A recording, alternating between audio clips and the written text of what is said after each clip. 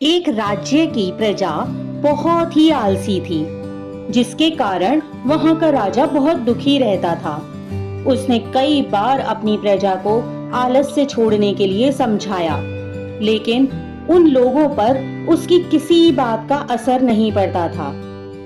राजा अक्सर सोचता रहता था, अरे, इस तरह तो मेरा राज्य कभी समृद्ध हो ही नहीं पाएगा। ये लोग कुछ काम करना ही नहीं चाहते, सबको बस मुफ्त की खानी है। एक दिन राजा ने प्रजा को आलस्य त्याग करने की प्रेरणा देने के लिए एक योजना बनाई। उसने अपने सैनिकों को एक व्यस्त सड़क के बीचों बीच पत्थर रख देने को कहा और आसपास ही छिपकर लोगों की प्रतिक्रिया देखने को कहा। सैनिकों ने वैसा ही किया। सुबह होने पर आने जाने वाले लोगों ने बीचों बीच सड़क में एक बड़ा पत्थर देखा। किसी ने उसे उठाने की कोशिश तक नहीं की। सब उसके आसपास से होकर निकल गए, चाहे उन्हें कितनी भी असुविधा क्यों ना हुई हो।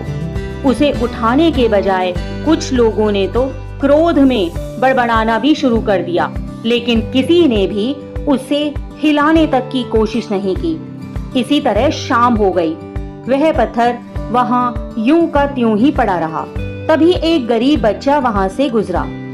उस पत्थर को देखकर उससे रहा नहीं गया और वह सोचने लगा, अरे, यह इतना बड़ा पत्थर यहाँ बीच रास्ते में पड़ा हुआ है। सबको आने जाने में कितनी असुविधा हो रही है। मैं ही कोशिश करता हूँ कि इसे सड़क के एक तरफ कर दूं, ताकि कोई भी बूढ़ा व्यक्ति या छोटे बच्चे आराम से सड़क को पार कर सकें। और ऐसा सोचकर वह उस पत्थर को वहां से उठाने की और उसे हिलाने की कोशिश करने लगा। यह देखते ही आसपास छिपे सैनिक वहां भागते हुए आए और उन्होंने उस बालक की मदद की। पत्थर के वहां से हटते ही बच्चे को उस स्थान पर एक थैली मिली। उसने वह थैली सैनिकों को देनी चाहिए, परंतु सैनिकों ने वह थैली उसे वापस कर दी और कहा कि इसे अपने घर जाकर खोलना, यह तुम्हारा इनाम है। जब बच्चे ने वह थैली खोली तो हैरान रह गया। वह थैली स्वर्ण मुद्राओं से भरी हुई थी। उसके अंदर एक कागज भी था, जिस पर लिखा था, उसके लिए जो इस पत्थर को हटाएगा। इस कागज पर राजा की मोहर भी लगी हुई थी। यह देखकर वहां के लोग बहुत शर्मिंदा हुए और उन्होंने अपने सिर झुका लिए।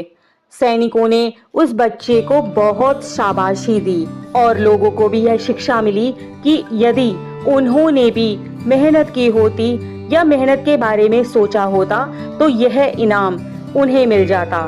लेकिन अब यह मेहनत का इनाम उस बच्चे को मिला था।